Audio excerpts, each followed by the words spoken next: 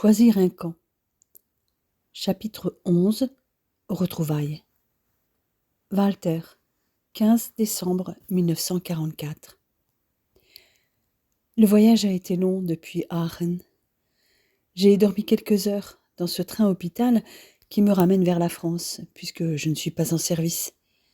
Cependant, je n'ai pu m'empêcher d'apporter mon aide entre deux, histoire que le temps passe plus vite avant de retrouver ma Louise. Elle m'a tellement manqué depuis cette fin juillet. Depuis la gare, l'ambulance qui m'emmène vers le 5e hôpital général suit l'avenue Victor Hugo. Dans à peine 5 minutes, l'établissement sera en vue. Mon cœur commence déjà à s'emballer. Le véhicule s'arrête et les brancardiers se précipitent pour récupérer les occupants blessés et acheminer vers le service d'accueil. Mon regard s'oriente dans cette direction, à la recherche de la silhouette espérée. Tout à coup, mon cœur s'accélère encore. Il tambourine frénétiquement dans ma poitrine. Si fort que j'en ressens une douleur. Elle est là, face à moi. Elle paraît comme paralysée.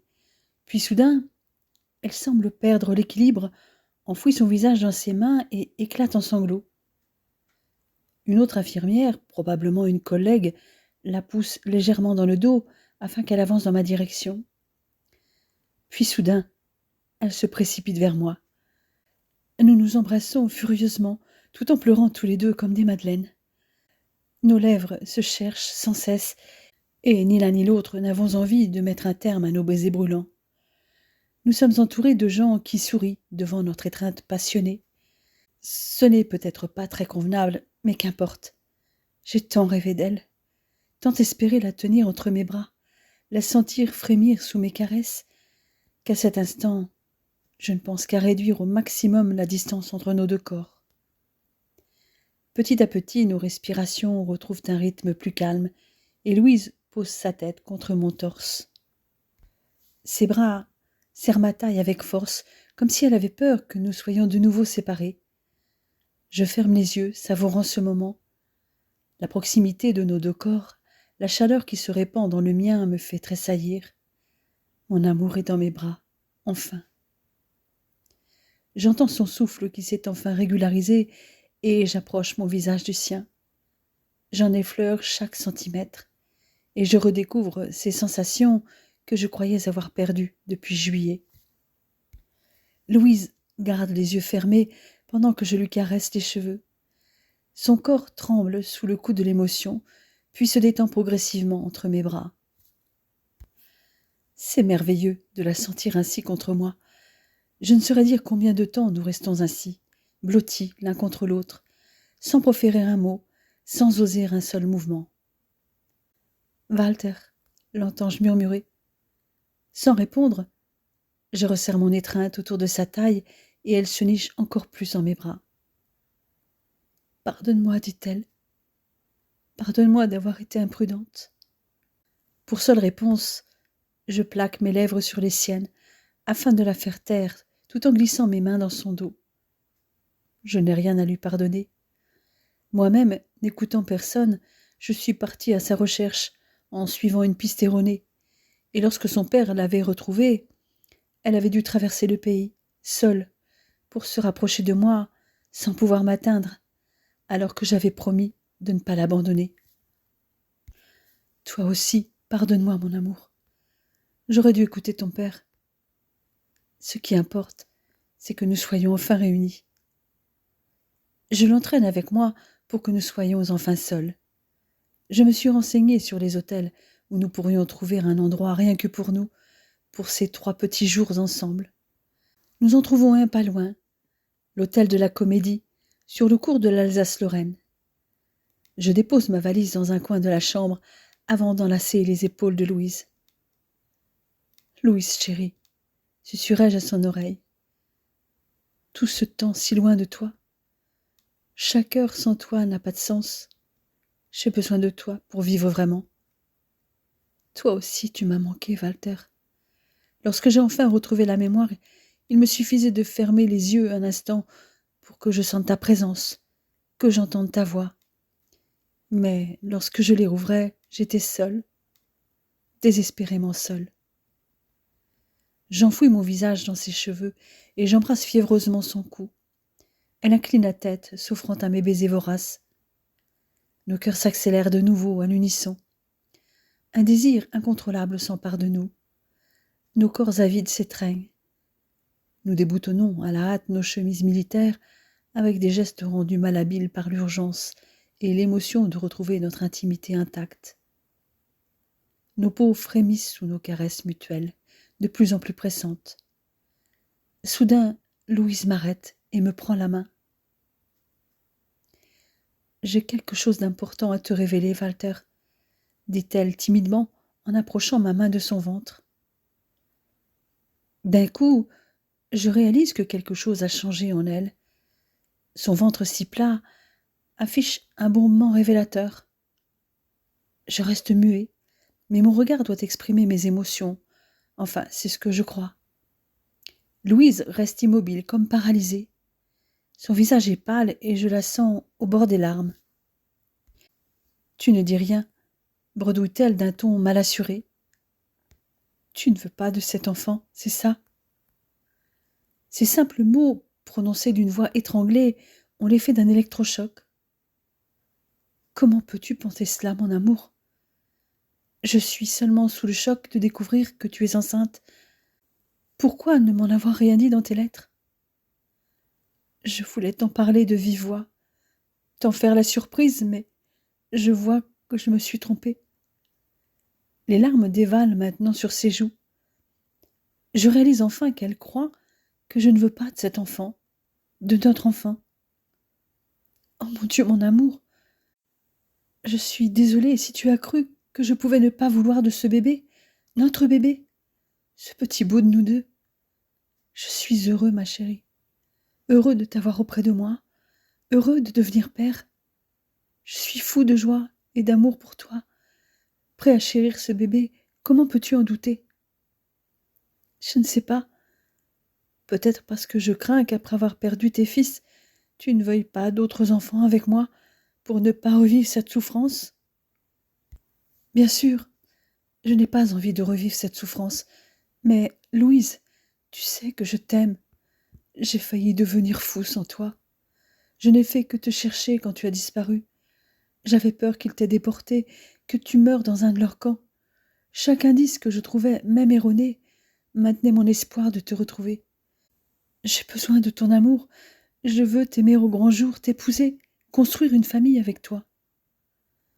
Je l'enlace de nouveau, pose mes lèvres sur les sillons salés laissés par ses larmes sur ses joues et la serre avec fougue contre moi. Ma bouche parcourt son visage. Alors seulement, le rythme affolé du cœur de ma Louise se calme. Je m'écarte alors un peu et la regarde amoureusement. « Laisse-moi te contempler, ma chérie. Tu es si belle.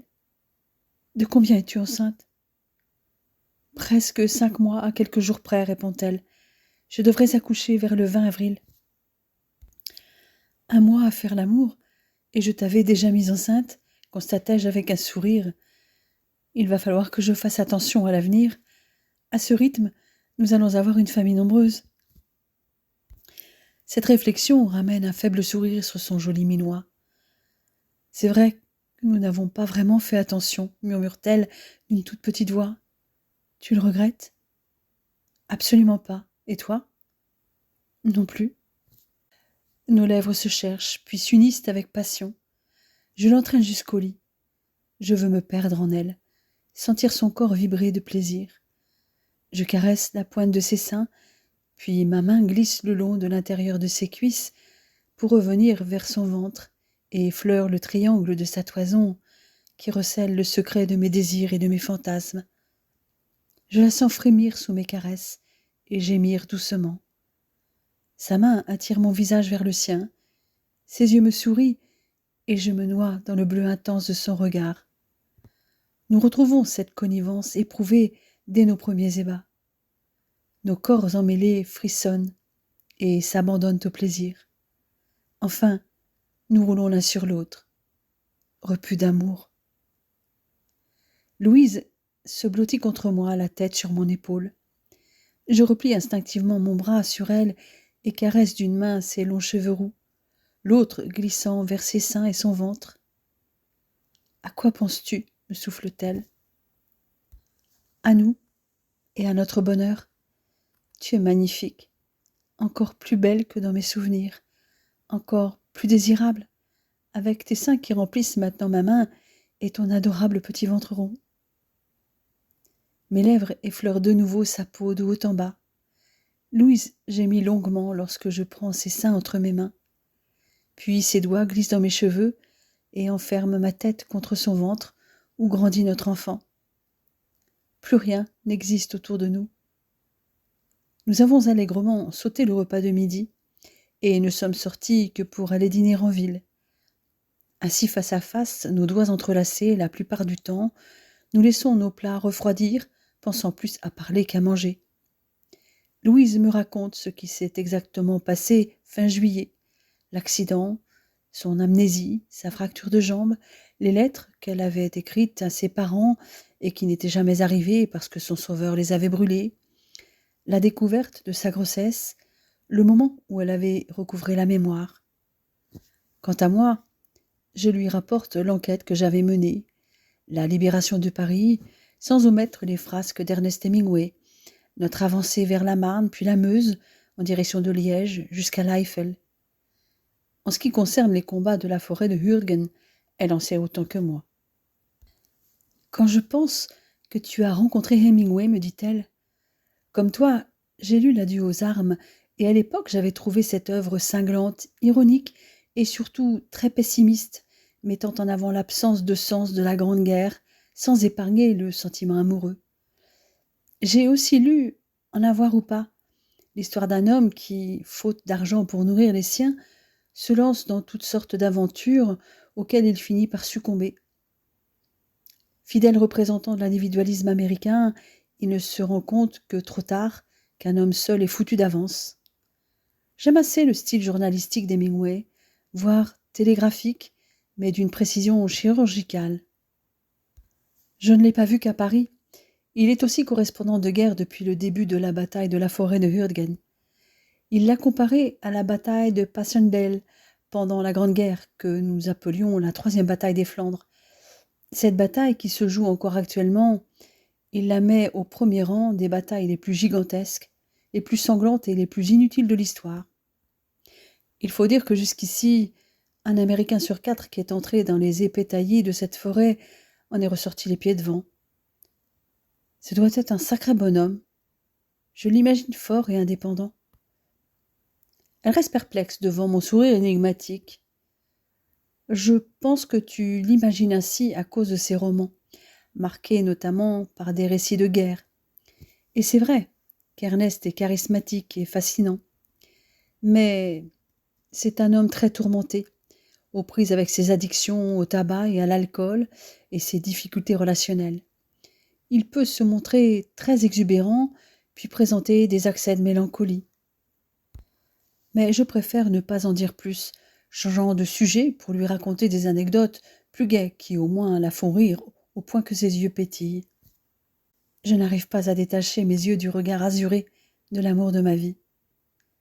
Nous quittons le restaurant et rentrons à l'hôtel en faisant plusieurs arrêts pour nous embrasser. Arrivé dans la chambre, à l'abri des regards, je l'enlace une fois de plus, avant de m'agenouiller devant elle, non sans avoir retiré de ma poche la bague que j'y avais glissée, une bague que j'ai choisie de la couleur de ses yeux, avec un saphir. « Louise, chérie, veux-tu devenir ma femme ? Je t'en supplie, dis-moi oui, » m'exclamai-je, avec la bague entre mes doigts, attendant anxieusement sa réponse, avant de la glisser à son annulaire. « Tu crois vraiment que je serais capable de refuser ? Évidemment que je veux devenir ta femme. Je t'aime tant, Walter, s'écrie-t-elle, en se mettant à genoux elle aussi, pour se serrer contre moi. C'est dans cette position que j'enfile enfin la bague sur son doigt. Nous refaisons l'amour, émerveillés de ce miracle d'être enfin réunis. Puis Louise s'est endormie. Je la regarde un long moment, avant de me lever tout contre son dos.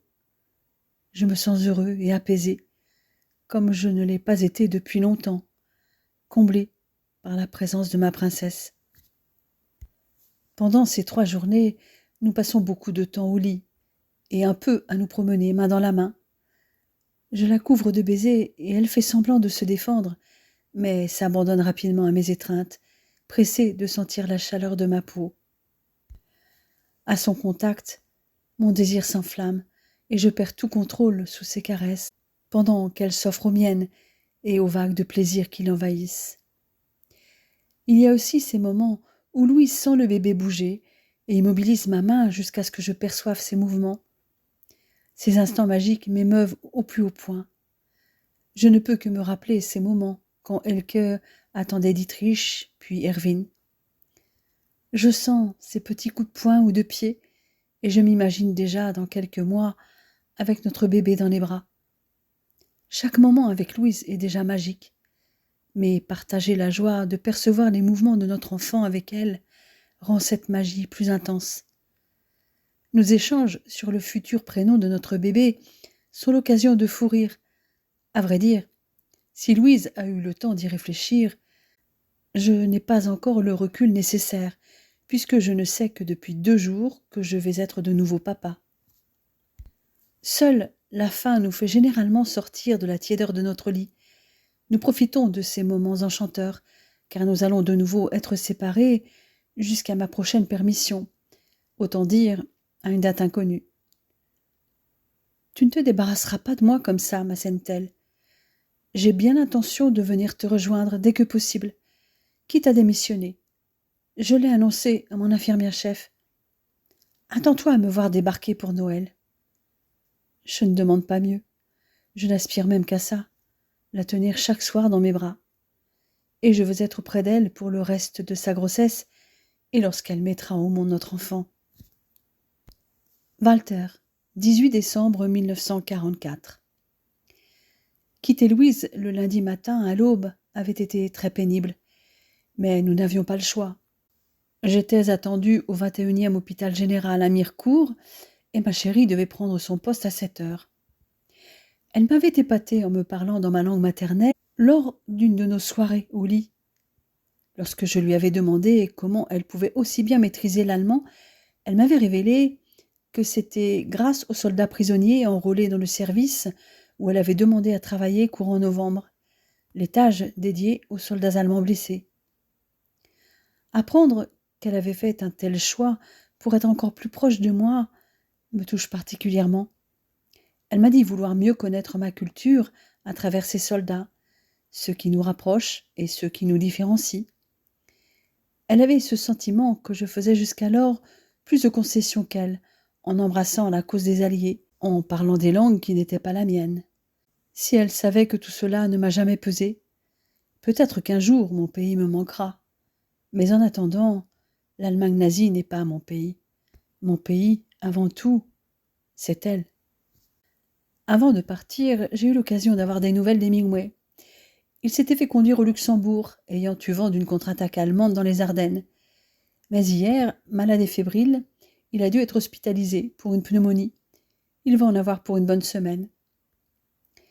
Lors de mon arrivée à Mirecourt, je fais la connaissance du colonel Lee Caddy, un homme très chaleureux, et des lieutenants-colonels Sim Beam et John Patton.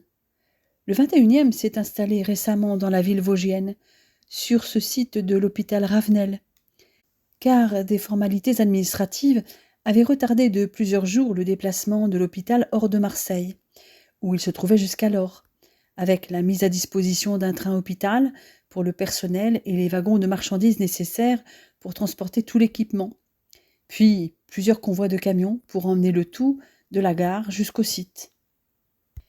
L'établissement médical s'avère bien adapté aux besoins du 21e, avec des salles spacieuses et le chauffage central. 3000 patients y sont traités quotidiennement. Sans surprise, avec les combats proches de la frontière, un nombre croissant de victimes afflue à Mirecourt, y compris un certain nombre de patients allemands, à soigner aux côtés des militaires alliés, comme ce que vit Louise à Toul. Le colonel Caddy me fait part des préoccupations qu'avait le personnel face à l'accueil de blessés allemands, craignant des flambées de violence dans les services. Mais la situation s'est atténuée depuis le début de décembre, avec le personnel d'un hôpital allemand capturé à Strasbourg et envoyé à Ravenel. Ces médecins, infirmières et techniciens médico-chirurgicaux ont été mis au travail pour prendre soin des leurs, me relate-t-il. Compte tenu du grand nombre de patients ennemis, la section PW a été renforcée et le major Benjamin Charles a été placé à la tête du personnel médical allemand avec le capitaine Vincent Conte, le premier lieutenant Francis Anion et le sergent Arthur Bielenberg, que je vous présenterai en faisant le tour. Il m'apprend que ce personnel est complété par une compagnie sanitaire italienne attachée, une compagnie de travail polonaise, ainsi que par un certain nombre de prisonniers allemands qui occupent plusieurs emplois.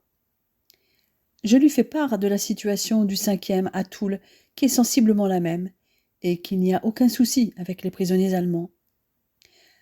Ma fiancée y est infirmière et en fait l'expérience quotidienne. D'ailleurs, vous avez peut-être reçu sa candidature, car elle souhaiterait me rejoindre. Si ce n'est pas encore le cas, vous allez bientôt la recevoir.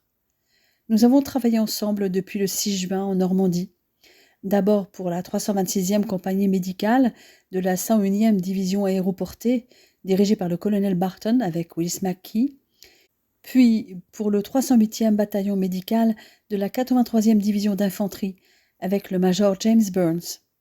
« Comment s'appelle-t-elle » me demande le colonel curieux. « Louise Drouin. Elle n'est pas une infirmière de l'US Army, déclarai-je. C'est une infirmière française, en réalité franco-écossaise et une résistante. En juillet, elle a été arrêtée par la milice française pour être livrée à la Gestapo.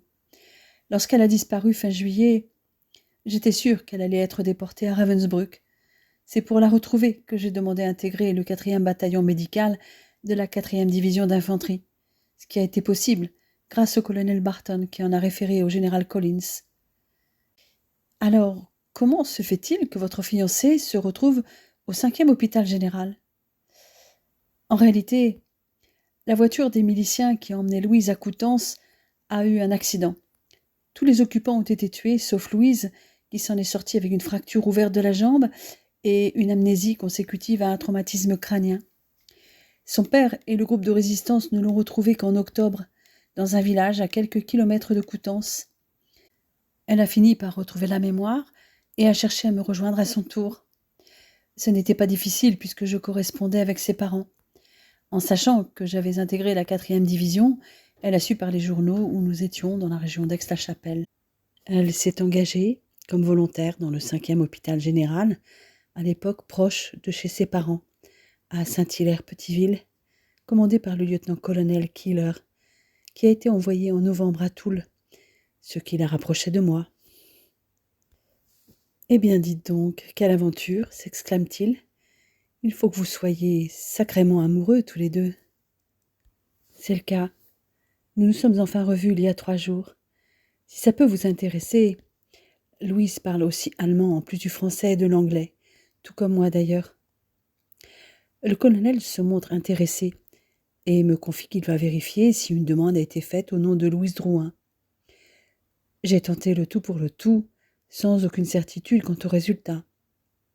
Dès ce soir, je vais écrire à Louise pour lui signaler que j'ai parlé d'elle au colonel Caddy. Pour le moment, je vais rencontrer le chef de service orthopédique, le capitaine Oscar Hampton Jr. Cet homme, mon aîné de 8 ans, est expérimenté dans ce domaine. Il a été consultant en chirurgie orthopédique sur le front d'Afrique du Nord et en Méditerranée. Je suis donc ravie de travailler avec lui. Cette première journée n'est pas encore terminée lorsque nous apprenons que les Allemands ont contre-attaqué dans les Ardennes, entre Aix-la-Chapelle et la Meuse. Nous devons nous attendre à recevoir des blessés. À 200 km de nous, ils ont atteint Echternach, à l'est du Luxembourg, là où se trouve la 4e division d'infanterie américaine, solidement appuyée par l'artillerie. Espérons que les boys vont parvenir à se maintenir.